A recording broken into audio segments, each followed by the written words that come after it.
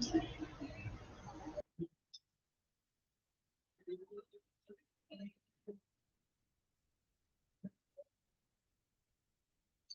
afternoon.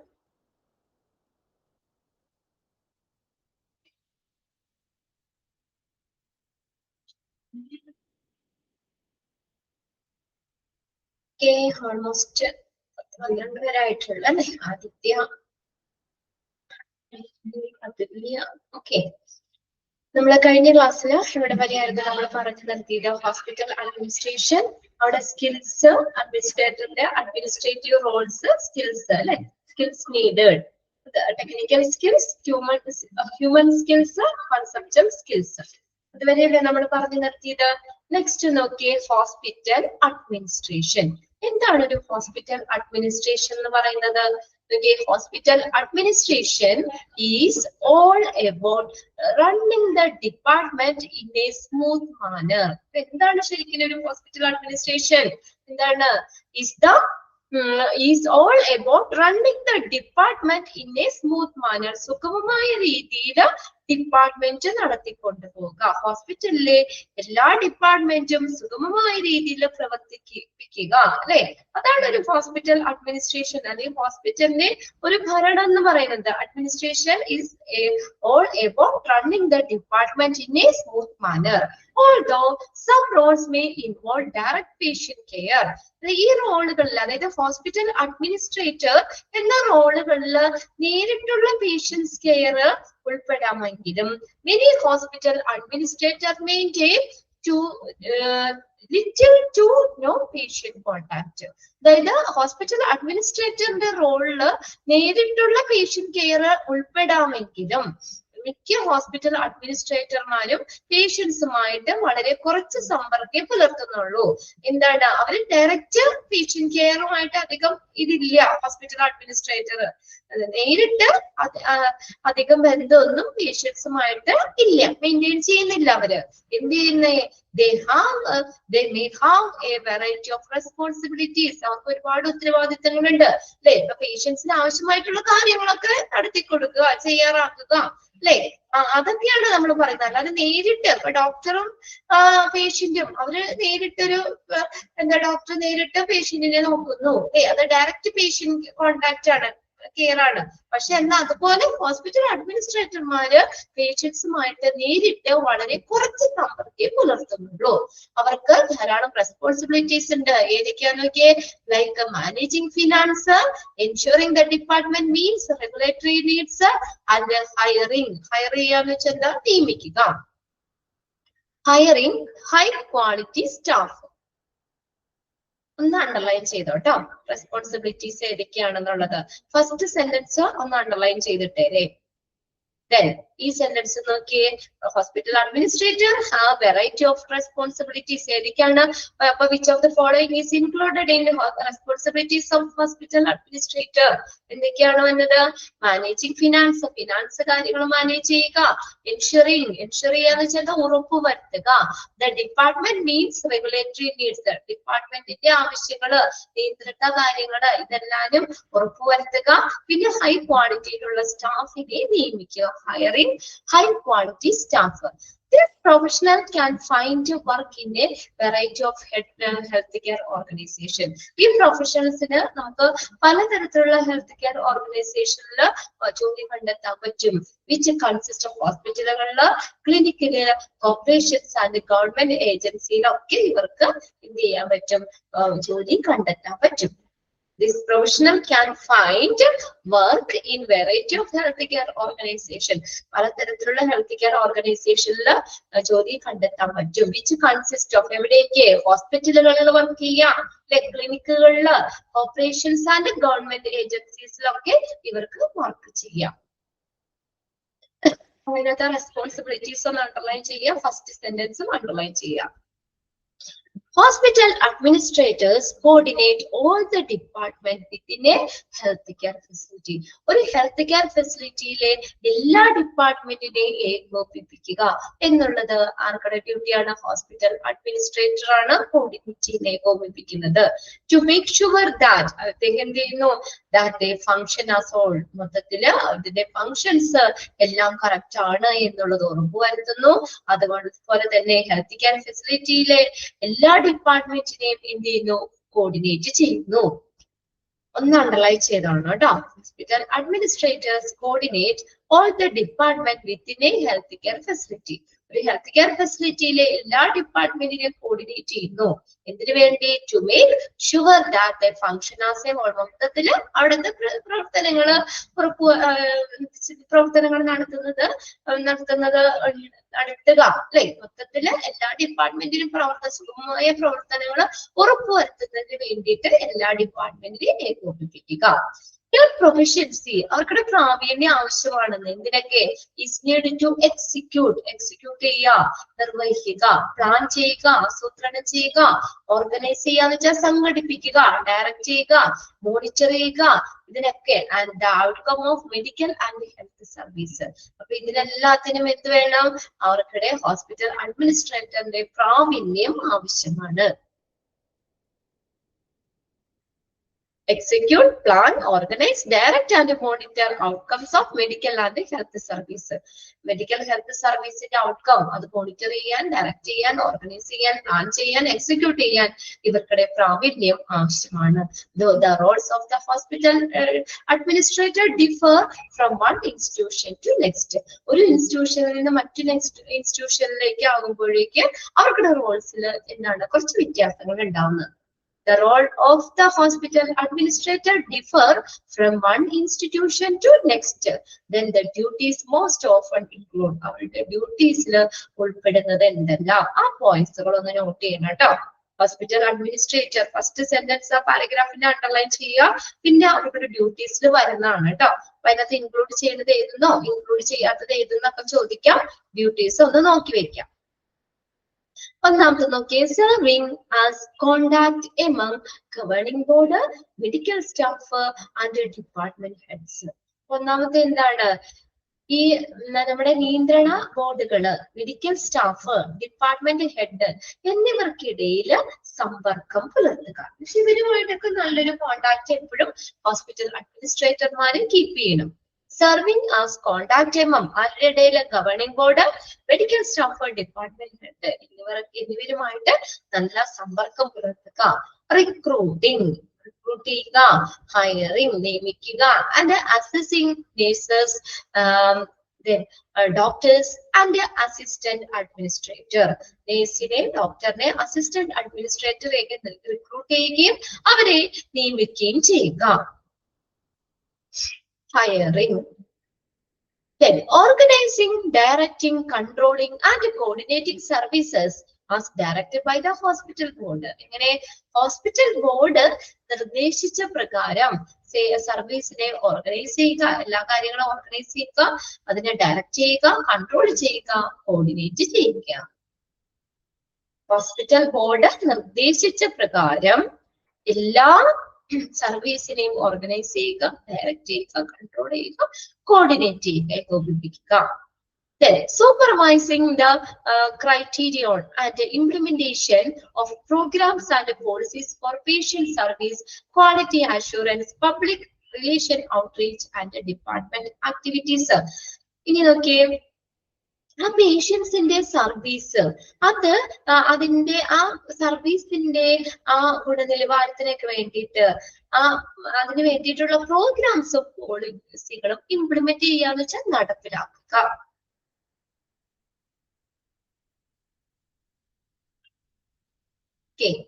Supervise മേൽനോട്ടം വഹിക്കുക. എന്തിന് supervise ചെയ്യാം? The creation and implementation programmes and policies, patient service, quality assurance, public relation ഇവയുമായി ബന്ധപ്പെട്ട് ഇതിനൊക്കെ വേണ്ടിയിട്ട് പോളിസികളും പ്രോഗ്രാമുകളും നടപ്പിലാക്കുകയും സൃഷ്ടിക്കുകയും ചെയ്യുക. അതിന് സൂപ്പർവൈസ് ചെയ്യുക കേട്ടോ. അതിന് സൂപ്പർവൈസ് ചെയ്യുക, അതിന് വേണ്ട കാര്യങ്ങളൊക്കെ മേൽനോട്ടം വഹിക്കുക. അതിന്റെ ഡിപ്പാർട്ട്മെന്റ് ആക്ടിവിറ്റീസ്, ഡിപ്പാർട്ട്മെന്റ് പ്രവർത്തനങ്ങളും ഒക്കെ സൂപ്പർവൈസ് ചെയ്യുക. ഇനി അടുത്തതാണ് advancing and expanding programmes and services for scientific research and preventive medicines. Advancing മുന്നേറുക, എക്സ്പാൻഡിങ് വികസിപ്പിക്കുക, മുന്നേറുകയും വികസിപ്പിക്കുകയും ചെയ്യുക പ്രോഗ്രാംസ് ആൻഡ് സർവീസസ്. ഇതിനു വേണ്ടി for scientific research and preventive medicines, ശാസ്ത്രീയ ഗവേഷണത്തിനും പ്രിവെന്റീവ് മെഡിസിൻസിനും വേണ്ടിയുള്ള പ്രോഗ്രാംസുകളും സേവനങ്ങളും അതിനെ മുന്നേറുകയും അതിനെ എക്സ്പാൻഡ് ചെയ്യുക, വികസിപ്പിക്കുകയും ചെയ്യുക.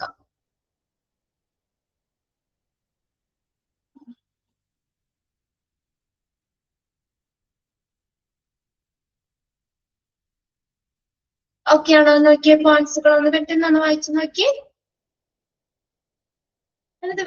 ബൈ ഹാർട്ട് ചെയ്യണ്ട, നിങ്ങൾ ജസ്റ്റ് ആ പോയിന്റ്സ് കാണുമ്പോൾ ഒരു ഹോസ്പിറ്റൽ അഡ്മിനിസ്ട്രേറ്റേഴ്സിന്റെ ഡ്യൂട്ടിയിൽ വരുന്നതാണോ അല്ലയോ എന്നുള്ളതൊന്ന് ഐഡന്റിഫൈ ചെയ്യാനൊന്നും മനസ്സിലാക്കി വെച്ചാൽ മതി കേട്ടോ. ഏകദേശം വായിക്കുമ്പോൾ തന്നെ നമുക്കറിയാം ഒരു ഹോസ്പിറ്റൽ അഡ്മിനിസ്ട്രേറ്ററിന്റെ ഡ്യൂട്ടീസിൽ വരുന്നവ.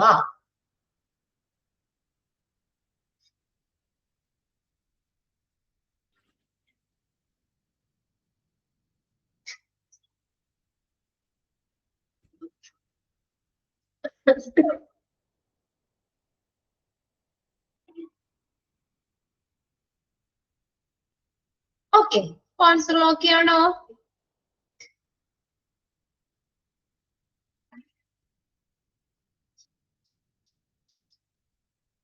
ഓക്കെ, നിങ്ങൾ തമ്പേ ഈ സ്ക്രീനിന്റെ അടിയിലായതുകൊണ്ട് ഞാൻ ഓക്കെ എന്താണോ മനസ്സിലായില്ലേ എന്ന് വിചാരിച്ച് വെയിറ്റ് ചെയ്യാറുണ്ട്. ഓക്കെ ഓക്കെ, കുഴപ്പമില്ല.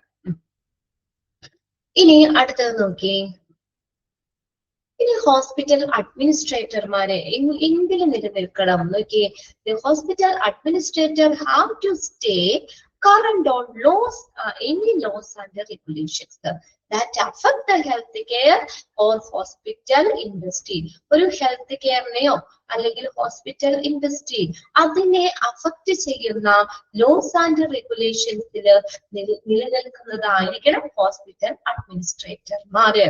As well as medical and technological progress. അതിനൊപ്പം മെഡിക്കൽ ടെക്നോളജിക്കൽ പ്രോഗ്രസ്, അതായത് ഹോസ്പിറ്റലിൽ ഇപ്പൊ ടെക്നോളജി ഡെവലപ്പ് ചെയ്യുമ്പോൾ അതിനൊപ്പം നിൽക്കണം മെഡിക്കൽ പ്രോഗ്രസ്. അപ്പൊ അതിന്റെ ഒപ്പം തന്നെ നിൽക്കുന്നതായിരിക്കണം. അപ്പൊ മെഡിക്കൽ ടെക്നോളജിക്കൽ പ്രോഗ്രസ്, പിന്നെ ഹോസ്പിറ്റൽ ഇൻഡസ്ട്രി ഹെൽത്ത് കെയറിനെയൊക്കെ അഫക്ട് ചെയ്യുന്ന അതിനെ ബാധിക്കുന്ന പുതിയ നിയമങ്ങളും നിയന്ത്രണങ്ങളും ഒക്കെ ഉണ്ടല്ലോ, ലോസ് ആൻഡ് റെഗുലേഷൻസ് ഒക്കെ ഉണ്ടല്ലോ. അപ്പൊ അതിന് നിൽക്കുന്നതായിരിക്കണം. അല്ലാതെ അവർക്കടെ രീതിക്കല്ല അവിടെ ഹോസ്പിറ്റൽ ഇൻഡസ്ട്രീനെ ബാധിക്കുന്ന പൊതുവായിട്ടുള്ള നിയമങ്ങളും നിയന്ത്രണങ്ങളിലും മെഡിക്കൽ ടെക്നോളജിക്കൽ പ്രോഗ്രസിലും ഒക്കെ ഉറച്ചു നിൽക്കണം. അങ്ങനെ ആയിരിക്കണം ഒരു അഡ്മിനിസ്ട്രേറ്റർമാര് നിലനിൽക്കേണ്ടത്. As a business leader the hospital administrator must oversees. അതന്നെ ആ ക്വസ്റ്റ്യൻ അങ്ങനെ തന്നെ ചോദിക്കാം കേട്ടോ. ആസ് എ ബിസിനസ് ലീഡർ, ഒരു ബിസിനസ് ലീഡർ എന്ന നിലയിൽ ഹോസ്പിറ്റൽ അഡ്മിനിസ്ട്രേറ്റർമാര് എന്തൊക്കെ കാര്യങ്ങൾ മേൽനോട്ടം വഹിക്കണം അതൊന്ന് അണ്ടർലൈൻ ചെയ്തിട്ടോ കേട്ടോ. അങ്ങനെ തന്നെ ചോദിക്കാം. ആസ് എ ബിസിനസ് ലീഡർ, ഒരു ബിസിനസ് ലീഡർ എന്ന നിലയിൽ ഹോസ്പിറ്റൽ അഡ്മിനിസ്ട്രേറ്റർമാര് എന്ത് മസ്റ്റ് ഓവർസീസ് എന്തിനു മേൽനോട്ടം വഹിക്കണം? ലോങ് ടൈം പ്ലാനിങ്, ദീർഘകാല പ്ലാനിങ്, ലോങ് ടൈം പ്ലാനിങ്. ഇനി അടുത്തത് operating objectives and budget. Operating objectives and budgets, ഹോസ്പിറ്റലിന്റെ ഒബ്ജക്റ്റീവ് ലക്ഷ്യങ്ങള്, ബഡ്ജറ്റ്, ഇതൊക്കെ അതിന്റെയൊക്കെ പ്രവർത്തനമായിട്ട് നിൽക്കണം. Operating budgets and objectives and budgets, പ്രവർത്തന ലക്ഷ്യങ്ങളും അതുപോലെ ബഡ്ജറ്റുകളും. ഹോസ്പിറ്റലിന്റെ ഒബ്ജക്റ്റീവ്സ്, ബഡ്ജറ്റ് അതിനനുസരിച്ച് നിൽക്കണം. The systematic delivery of medical services, medical സർവീസിന്റെ ചിട്ടയായിട്ടുള്ള വിതരണം. Systematic delivery of medical services, medical സർവീസിന്റെ ചിട്ടയായിട്ടുള്ള വിതരണം. ഫിനാൻഷ്യൽ റിപ്പോർട്ട്, സാമ്പത്തികമായിട്ടുള്ള റിപ്പോർട്ടുകള്. ഹോസ്പിറ്റൽ പോളിസി ചേഞ്ചസ്, ഹോസ്പിറ്റൽ പോളിസിയിൽ ഉണ്ടാകുന്ന മാറ്റങ്ങള്. ഈ രീതിയിലൊക്കെ ആര് നിൽക്കണം? ഹോസ്പിറ്റൽ അഡ്മിനിസ്ട്രേറ്റർമാര് നിലനിൽക്കണം. കാര്യങ്ങളൊക്കെ മേൽനോട്ടം വഹിക്കണം. ഇതിലെല്ലാത്തിന്റെയും ഒരു മേൽനോട്ടം വഹിക്കണം. എങ്ങനെ? As a business leader. ഒരു ബിസിനസ് ലീഡർ എന്ന നിലയിൽ ഹോസ്പിറ്റൽ അഡ്മിനിസ്ട്രേറ്റർമാര് ഈ പറയുന്ന കാര്യങ്ങൾക്കൊക്കെ മേൽനോട്ടം വഹിക്കണം. ലോങ് ടേം പ്ലാനിങ്, ദീർഘകാല ആസൂത്രണം, then operating budgets and objectives, ഹോസ്പിറ്റലിന്റെ ഒബ്ജക്റ്റീവ്സ്, ബഡ്ജറ്റ്സ് അതിനനുസരിച്ച് systematic delivery of medical service, medical സർവീസിന്റെ ചിട്ടയായിട്ടുള്ള വിതരണം, ഫിനാൻഷ്യൽ റിപ്പോർട്ടുകള്, ഹോസ്പിറ്റൽ പോളിസി ചേഞ്ചസ്, ഹോസ്പിറ്റൽ പോളിസിയിൽ ഉണ്ടാകുന്ന മാറ്റങ്ങൾ, ഇതിനൊക്കെ എന്ത് ചെയ്യണം? അതിനൊക്കെ മേൽനോട്ടം വഹിക്കണം. ഇനി their strong interpersonal skills are needed when overseeing and mentoring. Mentoring എന്ന് പറഞ്ഞു കഴിഞ്ഞാൽ എന്താ? മാർഗനിർദ്ദേശം എന്നാണ് കേട്ടോ. mentoring, മാർഗനിർദ്ദേശം. Staff interacting with the community and cooperating with the governing board. കമ്മ്യൂണിറ്റിയുമായിട്ട് ഇടപെടുന്ന ആ ജീവനക്കാരെ മേൽനോട്ടം വഹിക്കുകയും അവർക്ക് വേണ്ട കമ്മ്യൂണിറ്റിയുമായി ഇന്ററാക്ട് ചെയ്യുന്ന, ഇടപെടുന്ന ആ സ്റ്റാഫിനെ മേൽനോട്ടം വഹിക്കുകയും അവർക്ക് വേണ്ട ഈ മാർഗനിർദ്ദേശം നൽകുകയും ചെയ്യുന്ന ആ ഒരു കോപ്പറേറ്റിംഗ് വിത്ത് ഗവേണിംഗ് ബോർഡ് കണ്ടോ, ആ ഭരണസമിതിയുമായി സഹകരിക്കുകയും ചെയ്യുമ്പോൾ അവർക്കിടെ എന്ത് വേണം? സ്ട്രോങ് ഇന്റർപേഴ്സണൽ സ്കിൽസ് ആവശ്യമാണെന്ന്. മേൽനോട്ടം വഹിക്കുക, മോണിറ്റർ ചെയ്യുക സ്റ്റാഫിന്. ഏത്? കമ്മ്യൂണിറ്റിയുമായിട്ട് ഇന്ററാക്ട് ചെയ്യുന്ന സ്റ്റാഫ്, അതിന് വേണ്ട അവർക്ക് മേൽനോട്ടം വഹിക്കുന്നതിനും മാർഗനിർദ്ദേശം നൽകുന്നതിനും എന്ത് സ്കില്ലാണ് വേണ്ടത്? Strong interpersonal skills are needed. ആ സെന്റൻസ് ഒന്ന് അണ്ടർലൈൻ ചെയ്തിട്ടുണ്ടോ? their strong interpersonal skills are needed. Their strong interpersonal skills are needed when overseeing and mentoring staff interacting with the community and cooperating with the governing board. Governing board-ഉമായിട്ട് cooperate ചെയ്യുന്നതിനും കമ്മ്യൂണിറ്റിയുമായിട്ട് interact ചെയ്യുന്ന സ്റ്റാഫിനെ മേൽനോട്ടം വഹിക്കുന്നതിനും അവർക്ക് വേണ്ട മാർഗനിർദ്ദേശം നൽകുന്നതിനും എന്ത് വേണം? സ്ട്രോങ് ഇന്റർപേഴ്സണൽ സ്കിൽസ് ആവശ്യമാണ്. ഇനി അടുത്തതാണ് ഹോസ്പിറ്റൽ അഡ്മിനിസ്ട്രേറ്ററിന്റെ ജോബ്സ്. സ്ട്രോങ് ഇന്റർപേഴ്സണൽ സ്കിൽസ് എന്നുള്ളത് ഒന്ന് അണ്ടർലൈൻ ചെയ്തു. ഈ ഹോസ്പിറ്റൽ അഡ്മിനിസ്ട്രേറ്റർമാരുടെ ജോലികളാണ് പറഞ്ഞേക്കണേ. ഇൻ ബിസൈഡ് ഹോസ്പിറ്റൽ, ഒരു ഹോസ്പിറ്റലിന് മാത്രമാണോ ഒരു ഹോസ്പിറ്റൽ അഡ്മിനിസ്ട്രേറ്റർമാർക്ക് നിൽക്കാൻ പറ്റുള്ളൂ? അല്ല, അല്ലെ? ഇൻ ബിസൈഡ് ഹോസ്പിറ്റൽ, ഹോസ്പിറ്റലിന് പുറമെ which may range from small community hospital to massive multi-hospital system, this healthcare administrator may also work for. അപ്പോ ഈ ചെറിയ കമ്മ്യൂണിറ്റി ഹോസ്പിറ്റൽ മുതൽ വലിയ മൾട്ടി ഹോസ്പിറ്റൽ സിസ്റ്റം വരെയുള്ള ഹോസ്പിറ്റലിന് പുറമെ ഈ ഹോസ്പിറ്റൽ അഡ്മിനിസ്ട്രേറ്റർമാർക്ക് ഈ പറയുന്ന സ്ഥലങ്ങളിൽ കൂടി അവർക്ക് വർക്ക് ചെയ്യാം. എവിടെയൊക്കെ വർക്ക് ചെയ്യാം നമുക്കത് മനസ്സിലാക്കിയിരിക്കണം കേട്ടോ. ഒരു ഹോസ്പിറ്റൽ അഡ്മിനിസ്ട്രേറ്റർമാർക്ക് ഹോസ്പിറ്റലിന് പുറമെ എങ്ങനെയുള്ള ചെറിയ കമ്മ്യൂണിറ്റി ഹോസ്പിറ്റൽ മുതൽ വലിയ മൾട്ടി ഹോസ്പിറ്റൽ സിസ്റ്റം വരെയുള്ള ഹോസ്പിറ്റലിന് പുറമെ ഹോസ്പിറ്റൽ അഡ്മിനിസ്ട്രേറ്റർമാർക്ക് ഈ പറയുന്ന സ്ഥലങ്ങളിലൊക്കെ ജോലി ചെയ്യാം. ഒന്നാമത്തെ നോക്കി, റീഹാബിലിറ്റേഷൻ ഫെസിലിറ്റീസ്, പുനരധിവാസ കേന്ദ്രങ്ങള്. റീഹാബിലിറ്റേഷൻ ഫെസിലിറ്റീസ് നമ്മൾ പറഞ്ഞതാണ് ഫസ്റ്റ് ചാപ്റ്ററിൽ തന്നെ. റീഹാബിലിറ്റേഷൻ സെന്റേഴ്സ് അല്ലെ, നമുക്ക് രോഗങ്ങളിൽ നിന്ന് മുക്തിയാകാനും ശാരീരികക്ഷമത വീണ്ടെടുക്കുന്നതിനുമായിട്ടൊക്കെ സഹായിക്കുന്ന കേന്ദ്രങ്ങളാണ് റീഹാബിലിറ്റേഷൻ സെന്റേഴ്സ് എന്ന് പറയുന്നത് അല്ലെ. അപ്പൊ അവിടെ അവർക്ക് വർക്ക് ചെയ്യാം. അത് അങ്ങനെ തന്നെ ഒന്ന് നോക്കി വെക്കണം കേട്ടോ.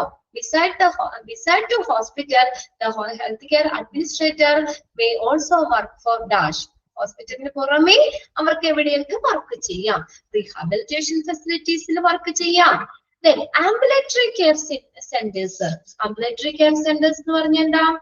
ഹോസ്പിറ്റലില് കിടക്കാതെ തന്നെ പേഷ്യൻസിന് പരിശോധനകളും അവിടെ ടെസ്റ്റുകൾ അല്ലെ, ഡയഗ്നോസ്റ്റിക് ടെസ്റ്റുകൾ നൽകുന്ന ഔട്ട് പേഷ്യന്റ് കേന്ദ്രങ്ങളാണ്. കിടക്കാതെ ഔട്ട് പേഷ്യന്റ് കേന്ദ്രങ്ങളാണ് ആംബുലറ്ററി കെയർ സെന്റേഴ്സ് എന്ന് പറയുന്നത് കേട്ടോ. Healthcare facilities that provide outpatient settings. Healthcare facilities that provide outpatient. The care provided outpatient settings. അതാണ് ambulatory care centers വർക്ക് ചെയ്യാം. Group medical practices. Group medical practices എന്ന് പറഞ്ഞാൽ എന്താ?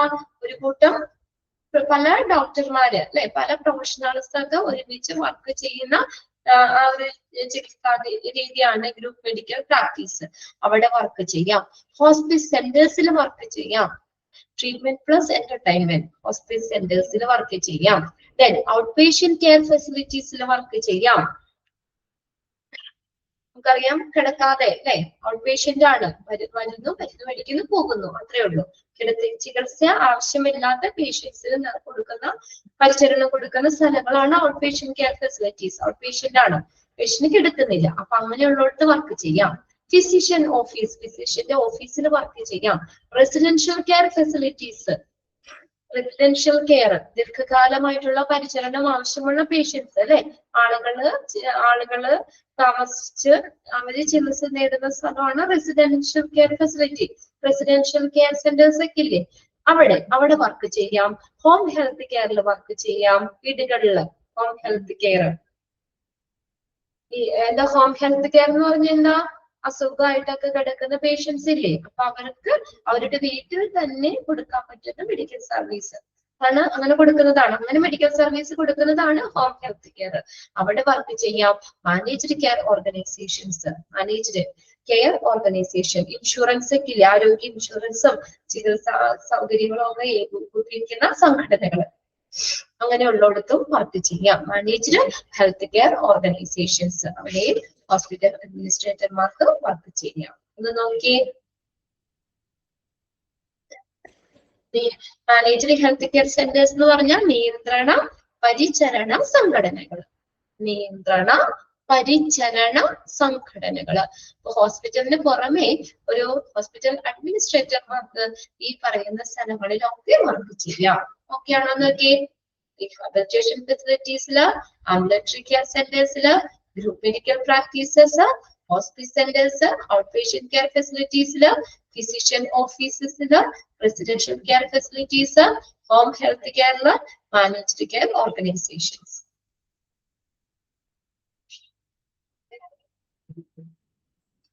പെട്ടെന്ന് എന്ന പേരുകൾ മാത്രം ഒന്ന് വായിച്ചു നോക്കി.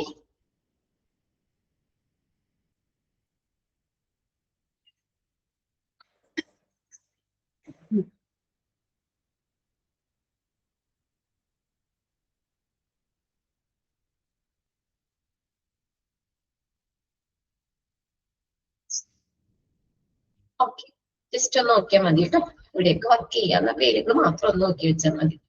അടുത്ത നോക്കിയേ, hospital administrator at larger facilities. ഇനി വലിയ ഫെസിലിറ്റിയിലുള്ള ഹോസ്പിറ്റൽ അഡ്മിനിസ്ട്രേറ്റർമാർക്ക് നോക്കിയേ work in specific clinical area, പ്രത്യേക ക്ലിനിക്കൽ ഏരിയയുടെ കാര്യങ്ങൾ മാത്രം നോക്കിയാൽ മതി. Like cardiology, surgery, neurology, obstetrics and nephrology തുടങ്ങിയ സ്പെസിഫിക് ക്ലിനിക്കൽ ഏരിയയിൽ അവർക്ക് അങ്ങനെ വർക്ക് ചെയ്താൽ മതി. ലാർജർ ഫെസിലിറ്റിയിലുള്ള ഹോസ്പിറ്റൽ അഡ്മിനിസ്ട്രേറ്റർമാർക്ക് എവിടെയൊക്കെ സ്പെസിഫിക് ക്ലിനിക്കൽ ഏരിയ, പ്രത്യേക ക്ലിനിക്കൽ ഏരിയ എന്ന് പറഞ്ഞു. കാർഡിയോളജി എന്താ, ഹാർട്ടുമായിട്ട് ബന്ധപ്പെട്ട അല്ലെ ട്രീറ്റ്മെന്റ് കാര്യങ്ങളൊക്കെ. സർജറി, ന്യൂറോളജി ഏതാണ്, നമ്മുടെ നെർവ് സിസ്റ്റമായിട്ട് ബന്ധപ്പെട്ട അല്ലെ ന്യൂറോളജി. ഒബ്സ്റ്റെറ്റിക്സ് പ്രസവം അല്ലെ, പ്രസവ കാര്യങ്ങളൊക്കെ ചെയ്യുന്നത്. ആൻഡ് നെഫ്രോളജി, വൃക്കാരോഗങ്ങള് അല്ലെ, നെഫ്രോളജി. അപ്പൊ ഇതൊക്കെ ആയിട്ട് ബന്ധപ്പെട്ട് വരുന്ന സ്പെസിഫിക് ക്ലിനിക്കൽ ഏരിയാസിൽ അവർക്ക് വർക്ക് ചെയ്താൽ മതി. എന്നാൽ ഹോസ്പിറ്റൽ അഡ്മിനിസ്ട്രേറ്റർ അറ്റ് സ്മോളർ ഫെസിലിറ്റിയിലുള്ള ഒരു hospital അഡ്മിനിസ്ട്രേറ്റർമാര് may supervise different department, പല ഡിപ്പാർട്ട്മെന്റിന്റെ കാര്യങ്ങൾ സൂപ്പർവൈസ് ചെയ്യണം. Like finance, education, research and personal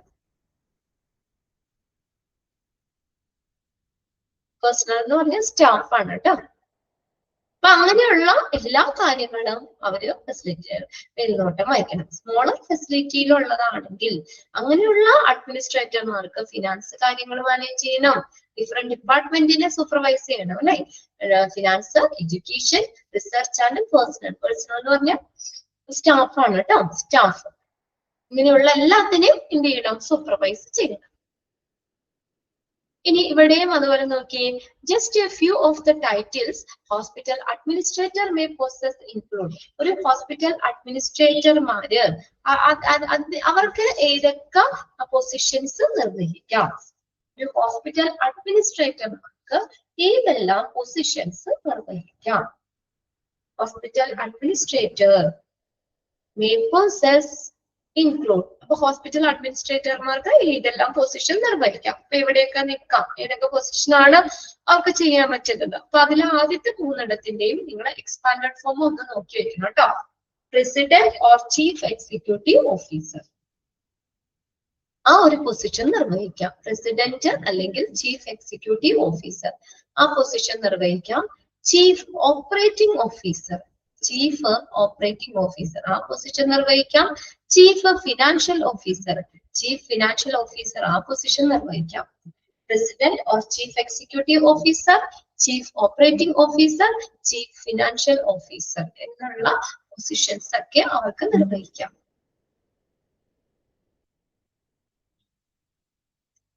അത് മൂന്നെണ്ണത്തിന്റെയും എക്സ്പാൻഡഡ് ഫോം ചോദിച്ചിട്ടുണ്ട്, ഏതെങ്കിലും ഒക്കെ ആയിട്ട് ചോദിക്കാറുണ്ട് കേട്ടോ. ഇനി അടുത്ത നോക്കിയേ, നെക്സ്റ്റ് ഏതാണ്? ഹോസ്പിറ്റൽ അഡ്മിനിസ്ട്രേറ്റർ ആ പൊസിഷൻ നിർവഹിക്കാം. ഹോസ്പിറ്റൽ അഡ്മിനിസ്ട്രേറ്റർ എന്നുള്ള ഒരു പൊസിഷൻ നിർവഹിക്കാം. Associative executive director, associative executive director ആ പൊസിഷൻ നിർവഹിക്കാം.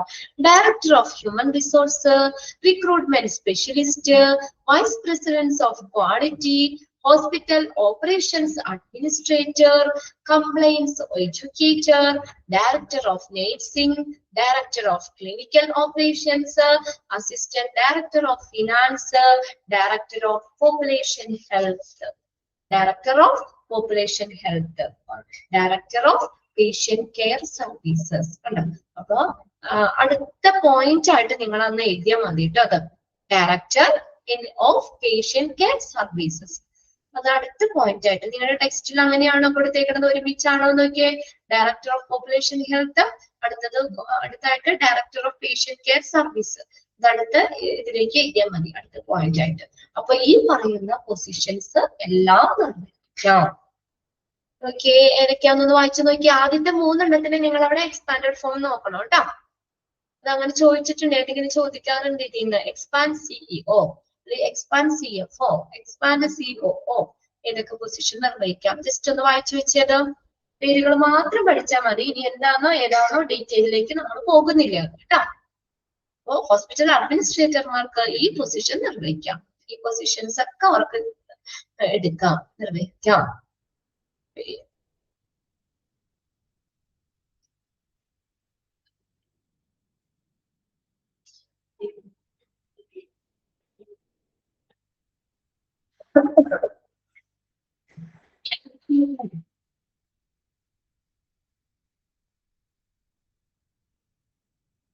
വന്നിട്ടോ ഫുഡൊക്കെ കഴിഞ്ഞിട്ട് വെള്ളം കുടിക്കണം.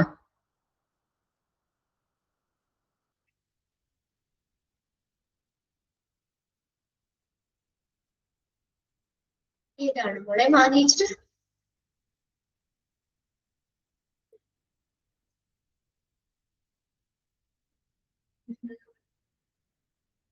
എങ്ങനെയാണ് നമ്മൾ പറഞ്ഞത്?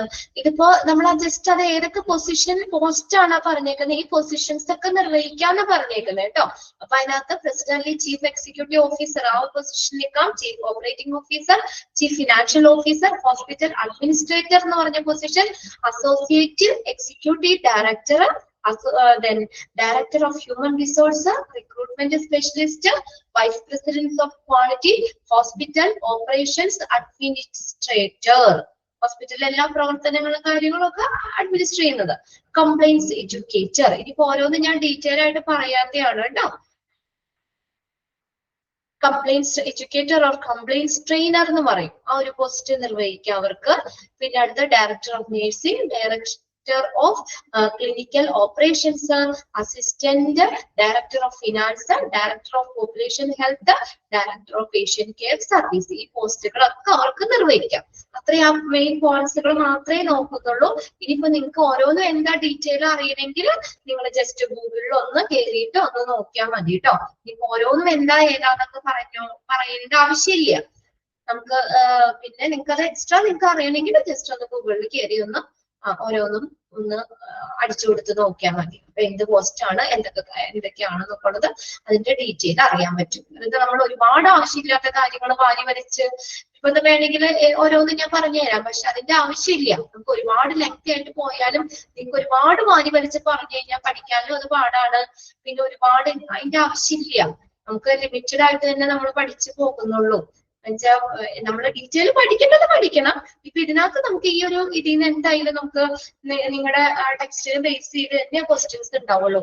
അപ്പൊ ഇതിനകത്ത് ചോദിക്കുകയാണെങ്കിലും ഇങ്ങനെ തന്നെ ചോദിക്കുള്ളൂ കേട്ടോ. ഏതൊക്കെ പോസ്റ്റ്, ഏതൊക്കെ പൊസിഷൻ നിർവഹിക്കാം, hospital administrator may poses include, ഏതൊക്കെ പോസ്റ്റുകൾ നിർവഹിക്കാന്ന് മാത്രം.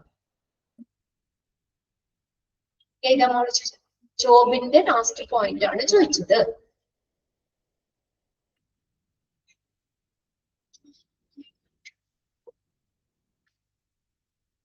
ജോബിന്റെ last point managed care organisations ആണോ?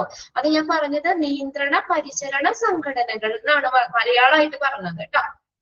മാനേജ്ഡ് കെയർ ഓർഗനൈസേഷൻസ്, നിയന്ത്രിത പരിചരണ സംഘടനകൾ, ആ ഒരു എന്താണ് അവിടെയും അവർക്ക് വർക്ക് ചെയ്യാം. ഇതാണ് health care organisations, managed care ഓർഗനൈസേഷൻസിലും വർക്ക് ചെയ്യാം എന്നാ പറഞ്ഞത് കേട്ടോ. അതായത് നമ്മളെ ഈ ആരോഗ്യ ഇൻഷുറൻസ് ഒക്കെ ഇല്ലേ, ആരോഗ്യ ഇൻഷുറൻസും ചില ചികിത്സാ സൗകര്യങ്ങളും ഒക്കെ ഏകോപിപ്പിക്കുന്ന ചില സംഘടനകളാണത്. ഇപ്പൊ ഇൻഷുറൻസിന്റെ കാര്യങ്ങള്, പിന്നെ ഹെൽത്ത് ഇൻഷുറൻസ് കാര്യങ്ങളൊക്കെ ഇല്ലേ, അത് നമ്മളെ കുറച്ച് ട്രീറ്റ്മെന്റിന്റെ സൗകര്യങ്ങള്, ഇതൊക്കെ ഏകോപിപ്പിക്കുന്ന ചില സംഘടനകളാണ് മാനേജ്ഡ് കെയർ ഓർഗനൈസേഷൻസ്. അവിടെയും എന്താണ് അവർക്ക് വർക്ക് ചെയ്യാം. ആ സ്ഥാപനത്തിലും ഈ ഹോസ്പിറ്റൽ അഡ്മിനിസ്ട്രേറ്റർമാർക്ക് വർക്ക് ചെയ്യാം. ഓക്കെ,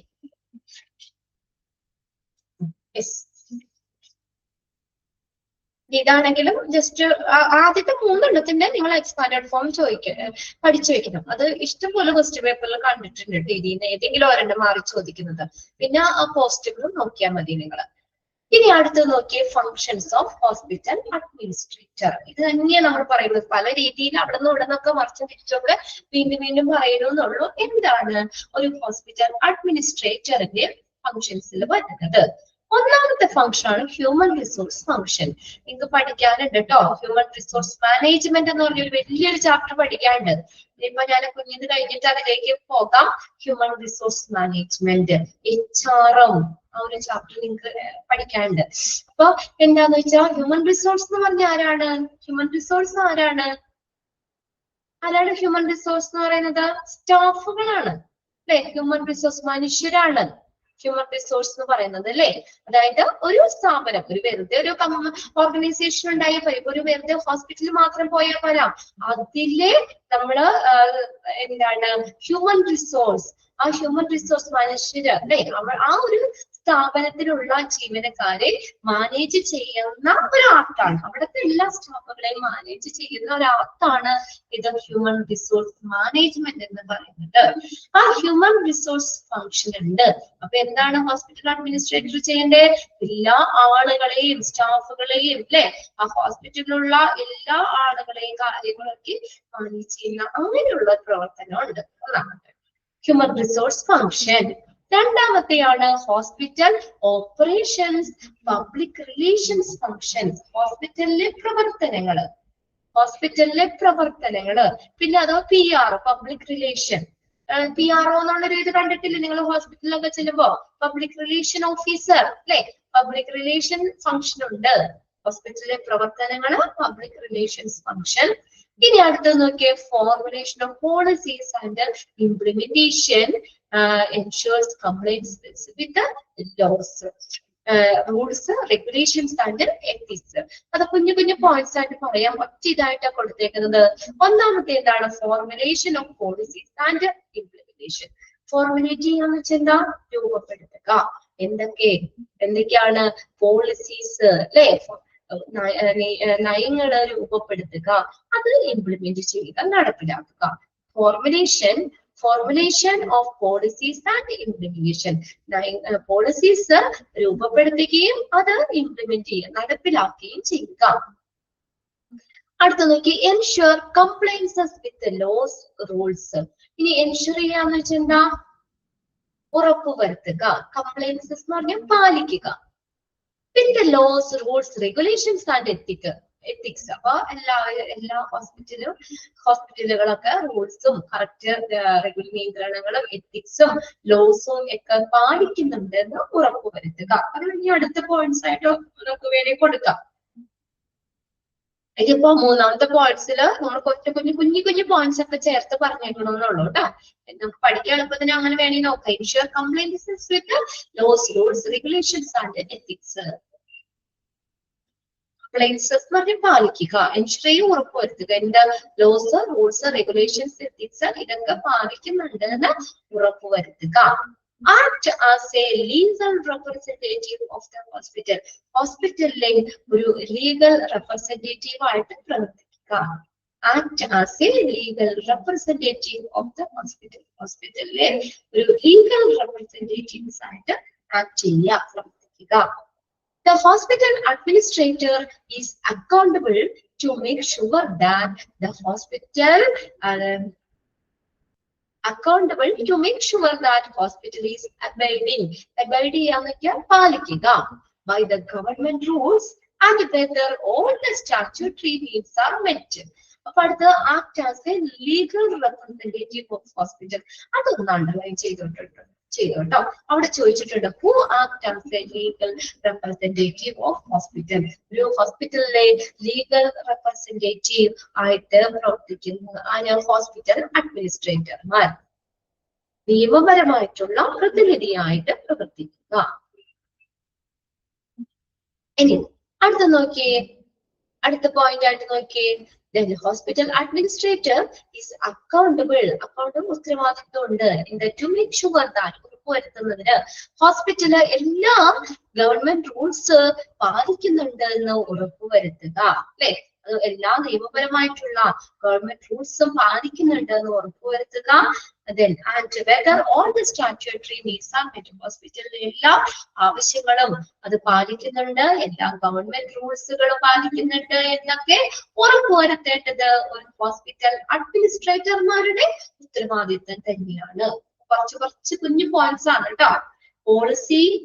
പോളിസികള് രൂപീകരിക്കുകയും അത് ഇംപ്ലിമെന്റ് ചെയ്യുക, നടപ്പിലാക്കുകയും ചെയ്യുക. പിന്നെ ലോസ് റൂൾസ് റെഗുലേഷൻസ് എത്തിക്സ് ഒക്കെ പാലിക്കുന്നുണ്ട് എന്ന് ഉറപ്പുവരുത്തുക. ഹോസ്പിറ്റലിലെ ഒരു ലീഗൽ റെപ്രസെന്റേറ്റീവ്സ് ആയിട്ട് ആക്ട് ചെയ്യുക. പിന്നെ അതുപോലെ തന്നെ ഹോസ്പിറ്റല് എല്ലാ ഗവൺമെന്റ് റൂൾസ് എല്ലാ സ്റ്റാറ്റ്യൂട്ടറി നീഡ്സും ഹോസ്പിറ്റല് പാലിക്കുന്നുണ്ട് എന്ന് ഉറപ്പുവരുത്തേണ്ടതും ആരാണ്? ഈ ഹോസ്പിറ്റൽ അഡ്മിനിസ്ട്രേറ്റർമാരാണ്.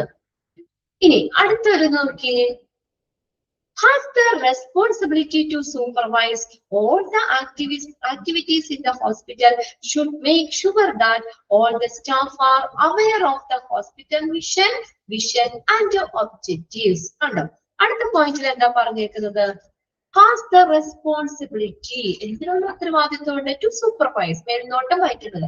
എല്ലാ ആക്ടിവിറ്റിയും ഹോസ്പിറ്റലിലുള്ള ഉള്ളിലുള്ള എല്ലാ ആക്ടിവിറ്റീസും അതിനെ സൂപ്പർവൈസ് ചെയ്യാനുള്ള ഒരു ഉത്തരവാദിത്വം ഉണ്ട്.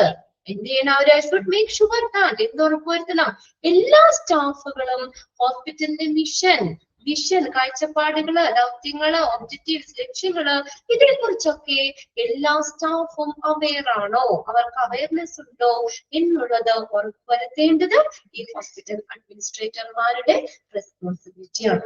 Should make sure that all staff are aware. എല്ലാ സ്റ്റാഫും അവെയർ ആയിരിക്കണം എന്ന് ഉറപ്പുവരുത്തണം. എന്ത്? Hospital vision objectives. ക്ലിയർ ആവുന്നുണ്ടോ പറയുന്നത്? എല്ലാവരും ഹോസ്പിറ്റലിന്റെ മിഷൻ, ദൗത്യങ്ങള്, ലക്ഷ്യങ്ങള്, കാഴ്ചപ്പാട് ഇതേക്കുറിച്ചൊക്കെ ബോധവാന്മാരാണെന്ന് ഉറപ്പുവരുത്തേണ്ടതും ഈ അഡ്മിനിസ്ട്രേറ്റേഴ്സ് തന്നെയാണ്. പിന്നെ അടുത്തതാണ് carry out all the management decision in the hospital. കണ്ടോ? പിന്നെ നോക്കി, ഈ മാനേജ്മെന്റ് എടുക്കുന്ന ഡിസിഷൻ, തീരുമാനമില്ലേ ഹോസ്പിറ്റലില്, മാനേജ്മെന്റ് എടുക്കുന്ന തീരുമാനങ്ങൾ അത് നടപ്പിലാക്കുക. ക്യാരി ഔട്ട് ചെയ്യാന്ന് വെച്ചാൽ നടപ്പിലാക്കുക. മാനേജ്മെന്റ് തീരുമാനം എടുക്കും, അത് നടപ്പിലാക്കേണ്ടത് ആരാണ്? അഡ്മിനിസ്ട്രേറ്റർ ആണ്. ക്യാരി ഔട്ട്, നടപ്പിലാക്കുക. All the management decision in hospital. ഹോസ്പിറ്റലിലെ എല്ലാ management ഡിസിഷൻസും നടപ്പിലാക്കേണ്ടത് hospital അഡ്മിനിസ്ട്രേറ്റർമാരാണ്.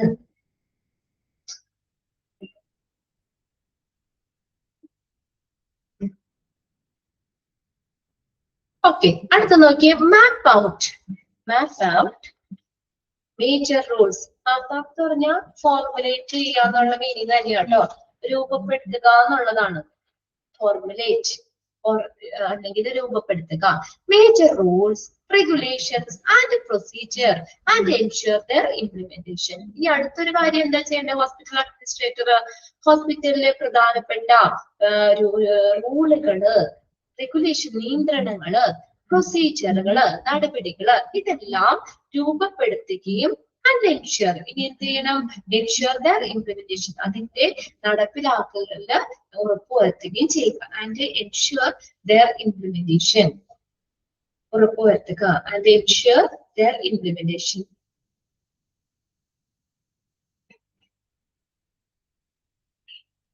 Map out major rules, regulations and procedure and ensure their implementation.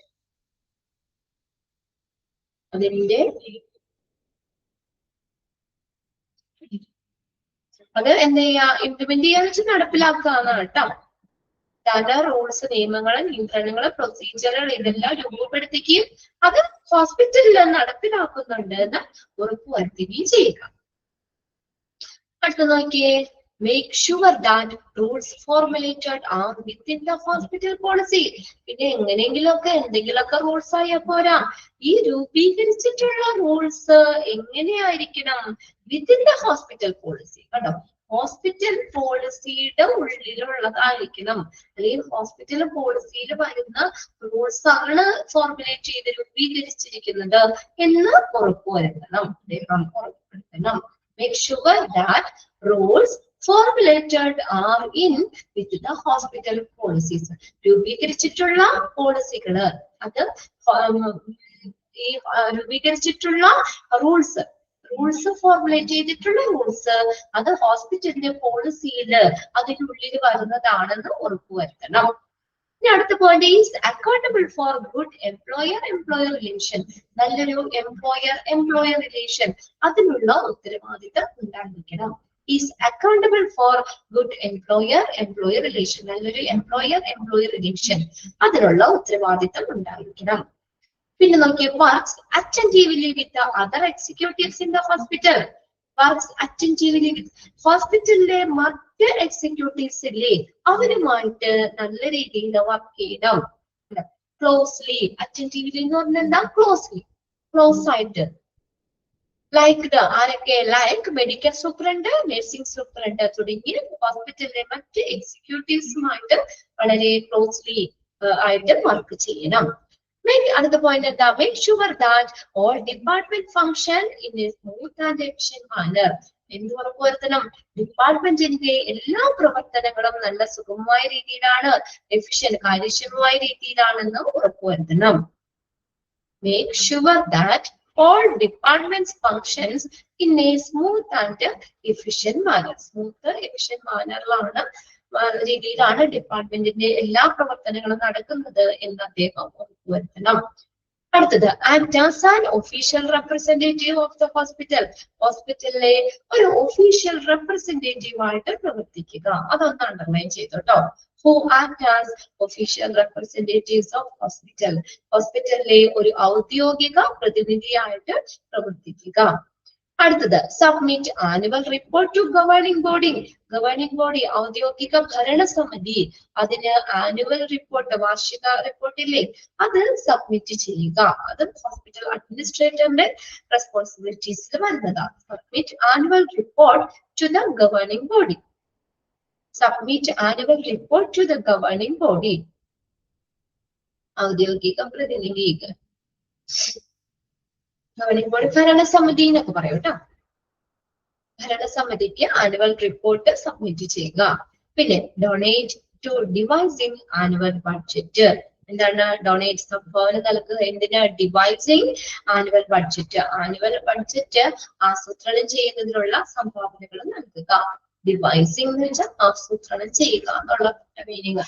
ഡിവൈസിംഗ് ആസൂത്രണം ചെയ്യുക. Donate to devising annual budget. Annual budget ആസൂത്രണം ചെയ്യുന്നതിനുള്ള സംഭാവന നൽകും.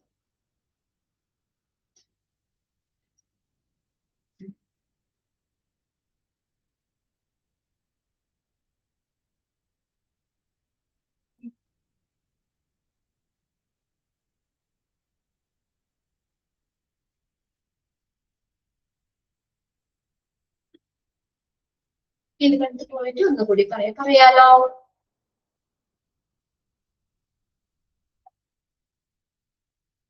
വർക്ക്സ് അറ്റൻറ്റീവ്ലി അതല്ലേ? അത് നമുക്ക് എന്നെ നോക്കട്ടെ, ഇവിടെ സ്റ്റാർ ഇട്ടേക്കണ നമ്പർ ആണെങ്കിൽ പെട്ടെന്ന് നമുക്ക് ഐഡന്റിഫൈ ചെയ്യാം. ഞാനൊന്നുകൂടി പെട്ടെന്ന് പറയാം കേട്ടോ.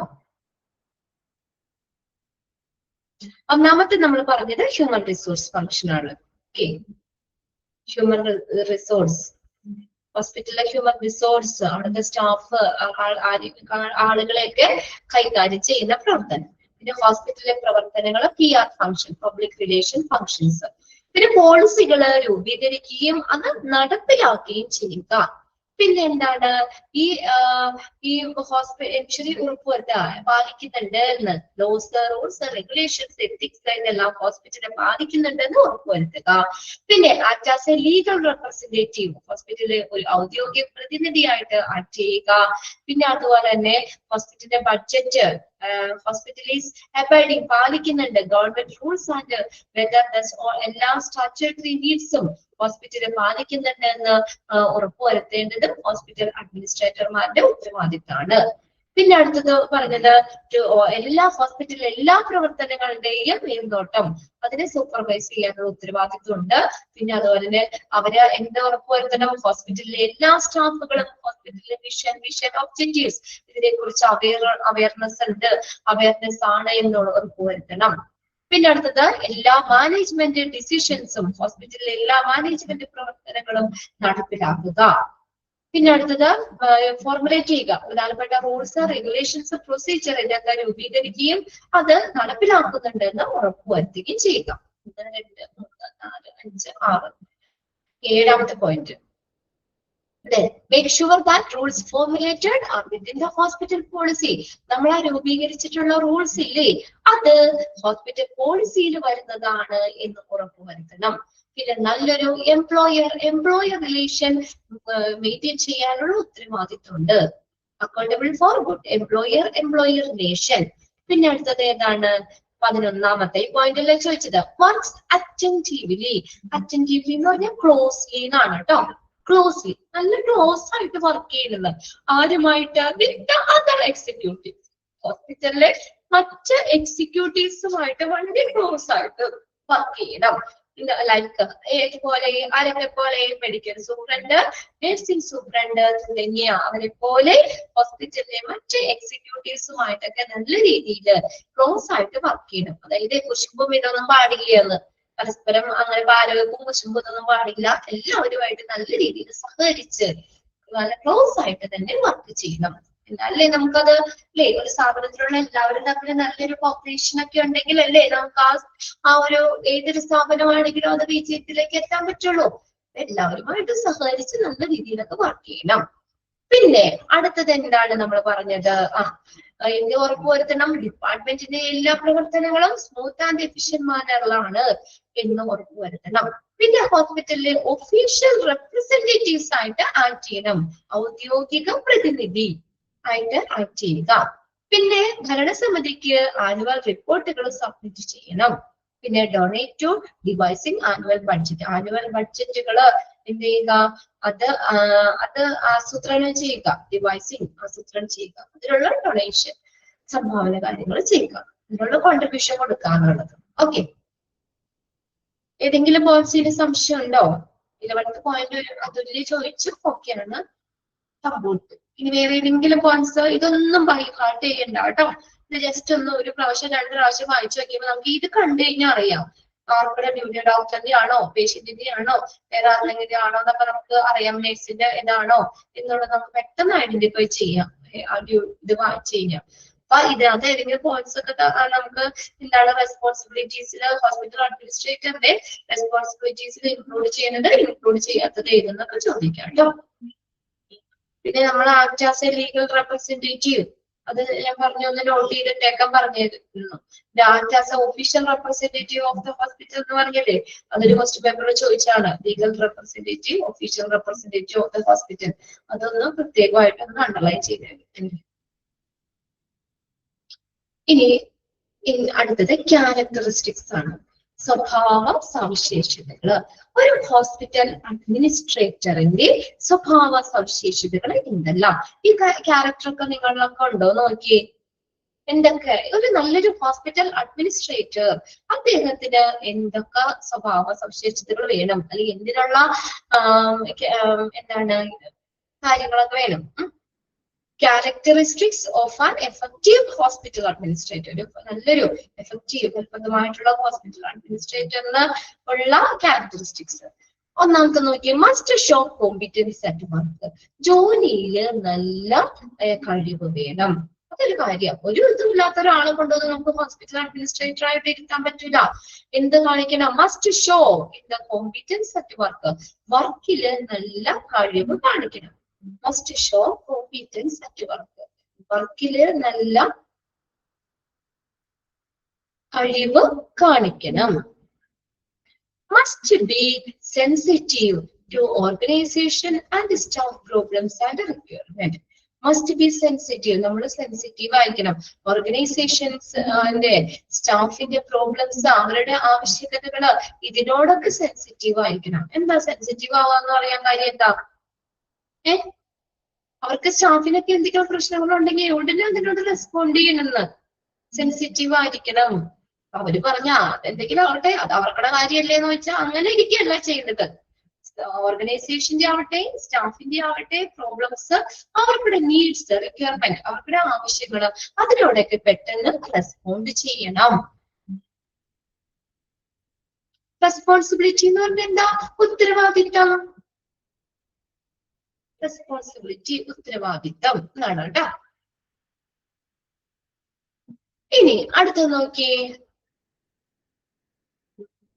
has the capacity to foresee and plan. ഇനി എന്തിനുള്ള കഴിവ് വേണം? കപ്പാസിറ്റി ടു ഫോർസീ ആൻഡ് പ്ലാൻ, മുൻകൂട്ടി കാണാനും പ്ലാൻ ചെയ്യാനും ആസൂത്രണം ചെയ്യാനുള്ള കപ്പാസിറ്റി വേണം. അതിൽ ഓരോ ഹോസ്പിറ്റലിനെ സംബന്ധിക്കുന്ന എല്ലാ ഓരോ കാര്യങ്ങളും നമ്മളത് മുൻകൂട്ടി കാണണം. മുൻകൂട്ടി കാണാനും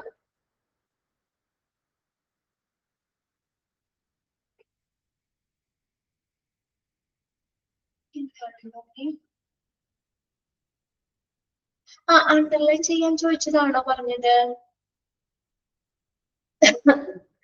നമ്മളിപ്പോ ഈ ഫങ്ഷൻസ് ഓഫ് ഹോസ്പിറ്റൽ അഡ്മിനിസ്ട്രേറ്റർ, അതിന്റെ ആ പോയിന്റ്സുകളാണ് നമ്മൾ പറഞ്ഞത്. എല്ലാ പോയിന്റ്സും ഓക്കെ അല്ലേ? എനിക്ക് ചെറിയൊരു ക്ലാരിഫിക്കേഷൻ ഇവിടെ വരാനുണ്ട്. എല്ലാ പോയിന്റ്സും ഓക്കെ അല്ലേ? അതിൽ രണ്ട് കാര്യം ഞാൻ ഒന്നുകൂടി ഒന്ന് നോട്ട് ചെയ്യാൻ പറഞ്ഞു. ഏതാണ്?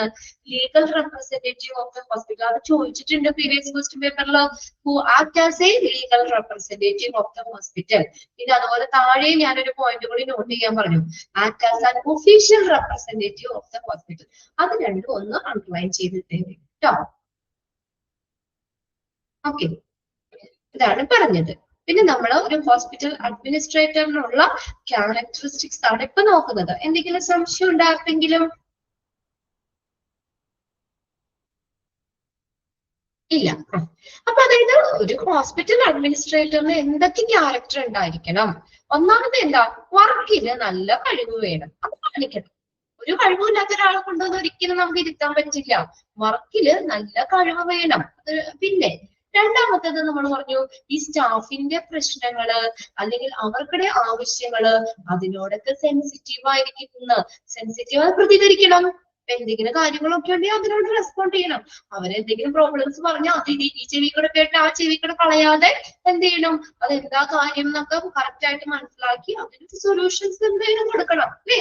അതിന് അത് ആ രീതിയിൽ കാണണം. പിന്നെ അടുത്ത് നോക്കിയേ, has the capacity to foresee and plan, കാര്യങ്ങള് മുൻകൂട്ടി കാണാനും അത് ആസൂത്രണം ചെയ്യാനുമുള്ള ഒരു കപ്പാസിറ്റി വേണം. ഓക്കെ, കാര്യങ്ങള് ആസൂത്രണം ചെയ്യാനും മുൻകൂട്ടി കാണാനുമുള്ള ഒരു കപ്പാസിറ്റി വേണം.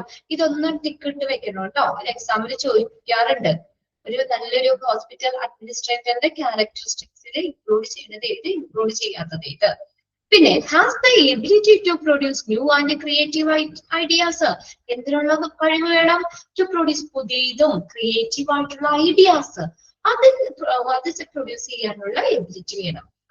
നമ്മൾ പുതിയ പുതിയ നല്ല ക്രിയേറ്റിവിറ്റി ഒക്കെ നമ്മൾ പറയില്ലേ, പുതിയ പുതിയ ഐഡിയാസ്, ഇതിനൊക്കെ പ്രൊഡ്യൂസ് ചെയ്യാനുള്ള കഴിവ് വേണം.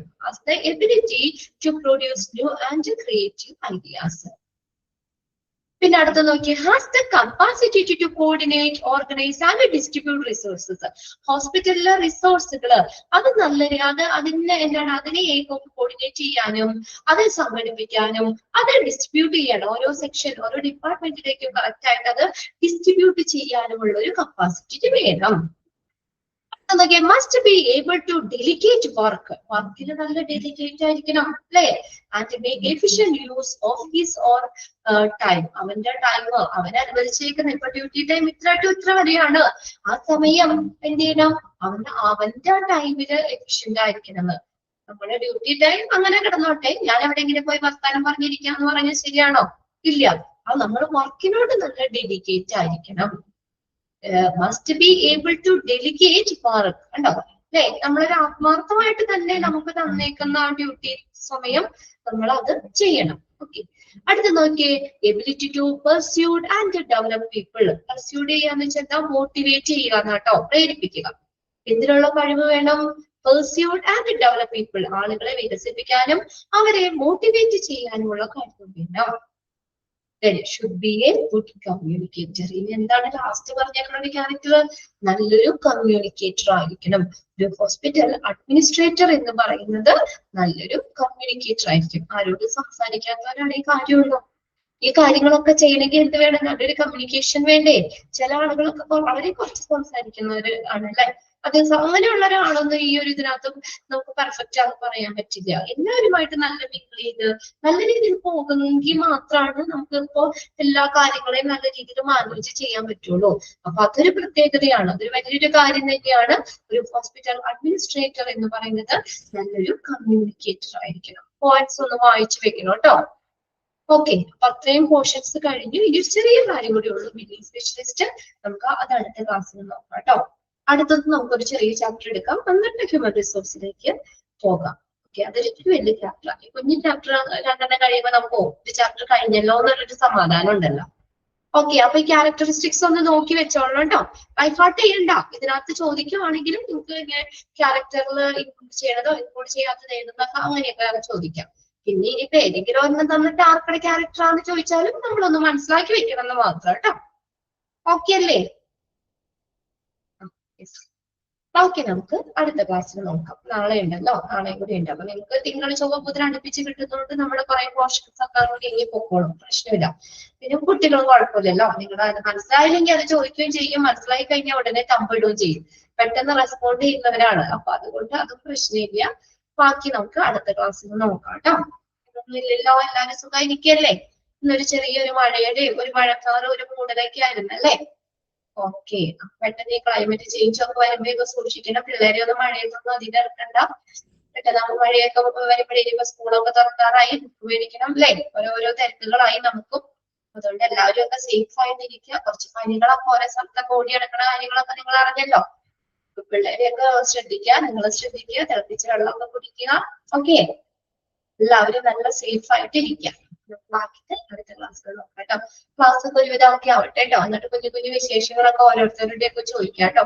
നമുക്ക് പോർഷൻസ് തീർന്നാലാണ് നിങ്ങൾക്കൊന്ന് കുറച്ചാണെങ്കിലും റിവിഷൻ ചെയ്യാനുള്ള സമയം കിട്ടുള്ളൂ. റിവിഷൻ എന്ന് പറഞ്ഞാൽ നിങ്ങളെ സംബന്ധിച്ച് നല്ലൊരു അല്ലേ, നല്ല ഇതല്ലേ. നമുക്ക് എല്ലാവരും ഒന്ന് ഓടിച്ച് നോക്കാനും ഇപ്പൊ കുറെ നാള് കഴിയുമ്പോൾ ആദ്യം എടുത്തതൊക്കെ ചിലപ്പോൾ നമ്മൾ മറന്നു പോകും. അപ്പൊ റിവിഷൻ കിട്ടുകയാണെങ്കിൽ നമുക്കൊന്ന് ഒന്നുകൂടി റിവൈസ് ചെയ്യാനും പറ്റുമല്ലോ. അതുകൊണ്ടാണ് കേട്ടോ. ഇഷ്ടമില്ലാഞ്ഞിട്ടൊന്നും അല്ലാട്ടോ അധികം സംസാരിക്കാത്തത്, അങ്ങനെ വിചാരിക്കില്ലേ. നമുക്ക് സമയക്കുറവ് മൂലമാണെന്ന് വിചാരിക്കുക. Okay, thank you. നെക്സ്റ്റ് ക്ലാസ്സിൽ കാണാം.